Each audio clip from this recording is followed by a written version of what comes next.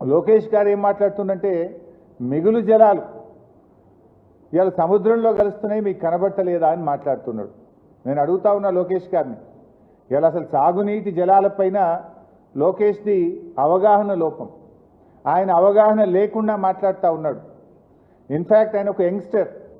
నేను ఆయనకు చెప్పదలుచుకున్న ఏంటంటే భవిష్యత్తులో మీరు చెడగొట్టుకుంటా ఉన్నారు, అవగాహన లేకుండా మాట్లాడి ప్రజల ముందు అభాస్పాలైతా ఉన్నారు. ఒక అంతర్రాష్ట్ర విషయంలో కానీ ఒక నీళ్ల విషయంలో మాట్లాడేటప్పుడు ఆచితూచి మాట్లాడాలి, అవగాహనతో మాట్లాడాలి. అధికారం ఉంది కదా, మందబలం ఉంది కదా, కేంద్రం మా చేతిలో ఉంది కదా, రేవంత్ రెడ్డి మా చేతిలో ఉన్నాడు కదా, మేము ఏం మాట్లాడితే అది చెల్తుంది అనుకుంటే అది పొరపాటు. నేను అడుగుతా ఉన్న లోకేష్ గారిని, మిగులు జలాలు సముద్రంలో కలుస్తున్నాయని మాట్లాడుతున్నారు మీరు. మరి నిజంగా నీళ్లు ఉన్నదే నిజమైతే కేంద్ర ప్రభుత్వ సంస్థలు సెంట్రల్ వాటర్ కమిషన్ మీ డిపిఆర్ను ఎందుకు తిప్పి పంపింది? కేంద్ర ప్రభుత్వ సంస్థ గోదావరి రివర్ మేనేజ్మెంట్ బోర్డు మీ డిపిఆర్ను ఎందుకు తిప్పి పంపింది?